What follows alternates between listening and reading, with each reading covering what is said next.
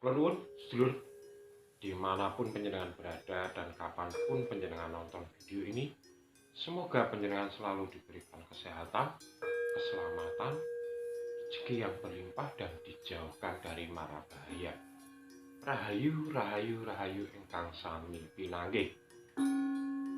Dalam video kali ini, saya masih ingin membawa sedulur semua ke layar misteri, karena di Jawa ini khususnya, ataupun di Nusantara ini, untuk mengungkap misteri itu sangat berjuta-juta misteri, dan ini merupakan aset dari budaya lokal atau budaya nasional yang bisa ditampilkan ke luar negeri. Karena ingat, misteri di Jawa, misteri di Nusantara ini adalah asli budaya Nusantara.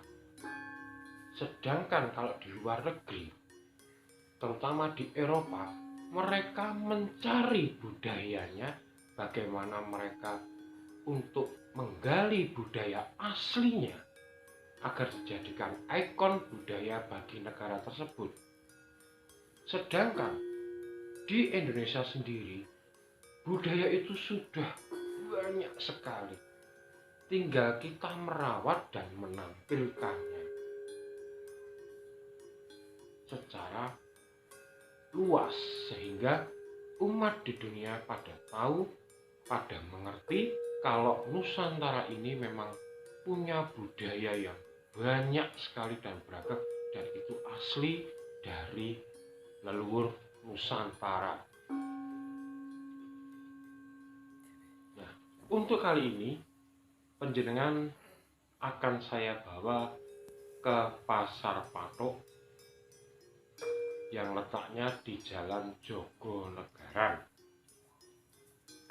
Ada apa dengan Pasar Patok? Dan apa hubungannya dengan makam keramat yang berkali-kali akan dipindahkan namun tidak bisa? Sehingga pada saat proyek pembuatan pasar itu sampai putus asa, baru bisa dipindahkan. Bagaimana ceritanya? Moga kita simak videonya.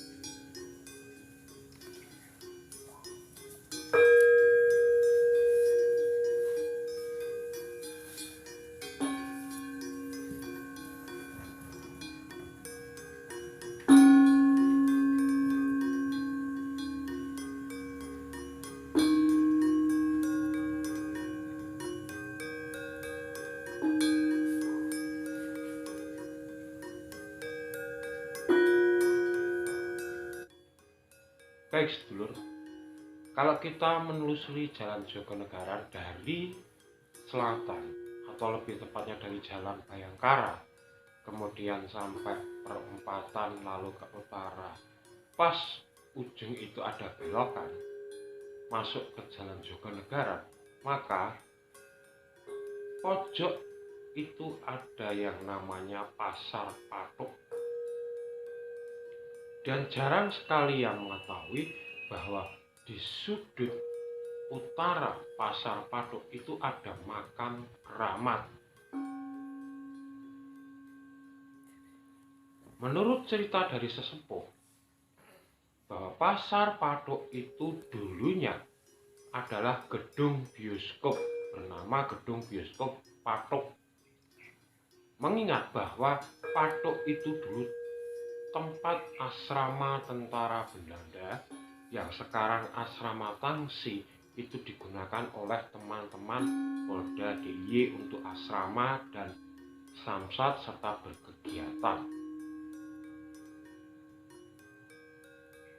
Jadi di sana banyak sekali peninggalan Belanda, contohnya gedung bioskop tadi dan pabrik es yang pernah saya ceritakan. Itu peninggalan Belanda. Nah, di sebelah gedung bioskop Patok ini ada pesarean atau makam yang jumlahnya lumayan banyak. Ketika gedung bioskop ini terbengkalai lama, maka pemerintah Kota Yogyakarta bermaksud untuk membudidayakan tanah itu agar dikelola bisa bermanfaat bagi masyarakat sekitar, yaitu dirubah menjadi bangunan pasar. Pada waktu pembangunan itu, pesarean atau makam itu banyak yang sudah dipindah dan berhasil. Hanya ada satu makam yang setiap kali dipindah kembali lagi ke situ. Siang ini dipindah, besoknya sudah kembali lagi di tempat itu sama nisannya persis. Dan di tempat yang sama persis. Nah, sampai pada waktunya pimpinan proyek Pasar Patok itu sampai kebingungan, lalu disarankan oleh sesepuh-sesepuh dari Kampung Patok bahwa harus menghubungi pihak Keraton Yogyakarta. Maka dari itu, pihak proyek pasar sowan ke Keraton Yogyakarta, lalu wawan rembak atau bagaimana berdiskusi bisa memindahkan makam itu. Setelah diberikan syarat oleh pihak keraton, maka makam itu bisa dipindah tapi tidak jauh, hanya di utara pasar atau beberapa meter saja dari tempat semula. Dan sampai sekarang makam itu berada di utara pasar Patok.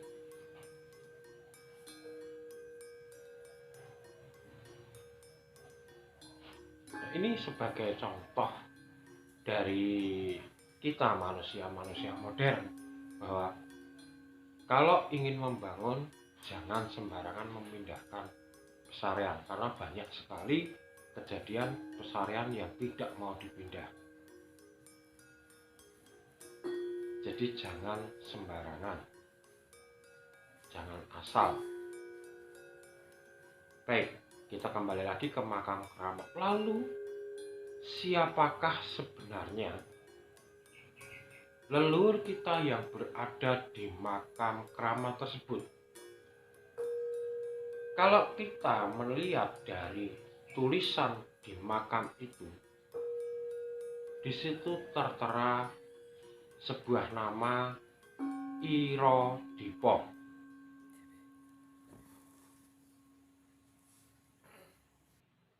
Setelah saya coba menelusuri dari pihak Keraton Yogyakarta, memang ada yang bernama Irodipo, dan beliau ini adalah pasukan atau laskar dari Pangeran Diponegoro.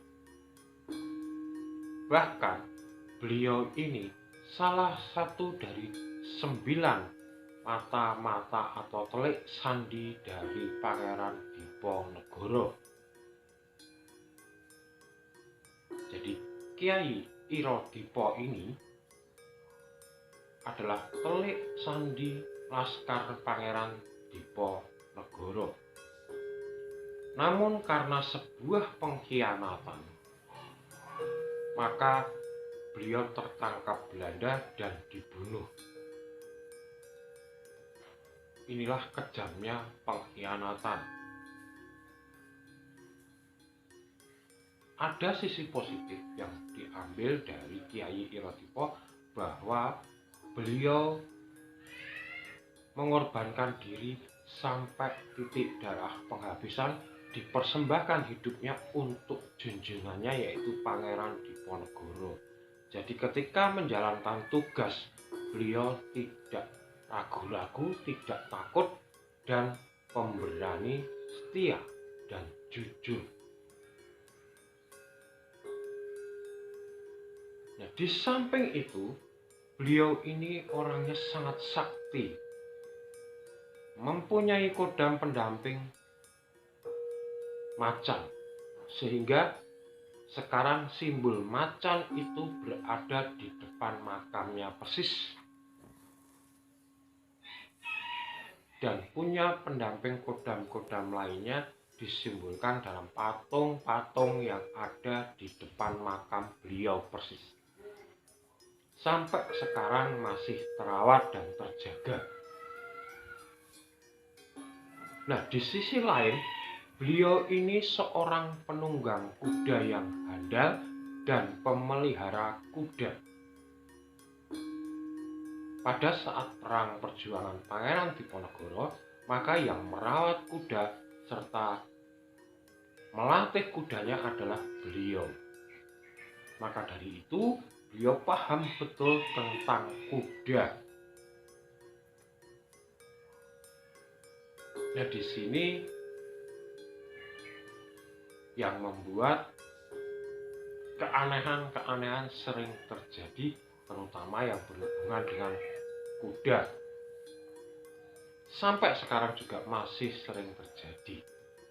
Contoh dari keanehan-keanehan di makam Ki Irodipo adalah pernah suatu kejadian bahwa kuda itu tidak mau jalan pas berhenti di depan makam Ki Irodipo. Sama sekali tidak mau jalan. Kemudian oleh juru kunci diputarkan di depan makam itu sebanyak 7 kali, baru kuda itu mau jalan kembali.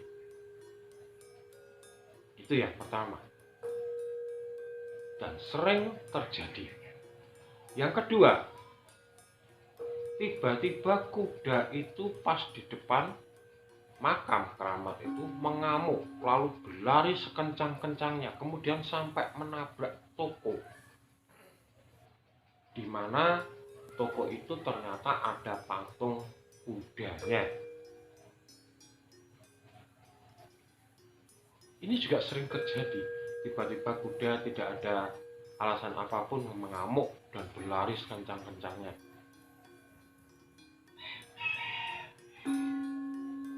Kemudian saya sendiri mengalami dan melihatnya, tiba-tiba ada tukang becak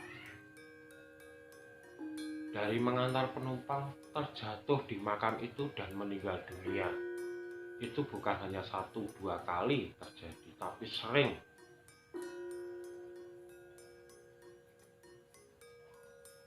Lalu kemudian banyak sekali pedagang pasar yang melihat penampakan macan di pasar patung, dan bukan hanya 1-2 orang, tapi banyak. Macan itu adalah macan dari Ki Irodipo. Nah, itulah sedulur sekelumit dari makam keramat yang sulit dipindahkan di pasar patung. Sisi positifnya yang bisa kita ambil bahwa dalam membangun proyek, kalau orang Jawa dulu percaya bahwa membangun rumah ataupun proyek apapun kita harus sur tanah, gusur tanah. Artinya kita memberikan sesaji, kita memberikan penghormatan kepada orang-orang yang sudah meninggal mendahului kita, terutama yang ditempatkan di tempat itu. Karena kita tidak tahu berapa ratus tahun yang lalu mungkin tempat itu buat makam atau apapun, kita tidak tahu. Maka dari itu kita harus membeli tanah itu dengan sesaji atau persembahan untuk menggusur tanah, biar tanah itu tidak wingit dan bisa digunakan. Yang pertama. Kemudian yang kedua, bagi para pemelihara kuda ataupun andong wisata, tolong diperhatikan kudanya. Ada jeda waktu ketika kuda itu harus istirahat, ya diistirahatkan, jangan dipaksakan untuk bekerja. Karena kalau dipaksakan bekerja, maka yang terjadi hal-hal yang tidak kita inginkan. Banyak sekali terjadi, tiba-tiba kuda terjatuh, tiba-tiba kuda mengamuk. Itu sebetulnya karena kelelahan. Perlakukanlah kuda juga seperti manusia, karena mereka juga hewan bernyawa dan ciptaan dari Gusti. Kemudian yang ketiga, yang bisa kita ambil sisi positifnya adalah jika kita menjalankan tugas dari atasan, kerjakanlah semaksimal mungkin, sekuat tenaga mungkin, dan jangan coba-coba jadi pengkhianat. Karena demi ego kita yang sedikit sekali akan merusak sebuah perjuangan.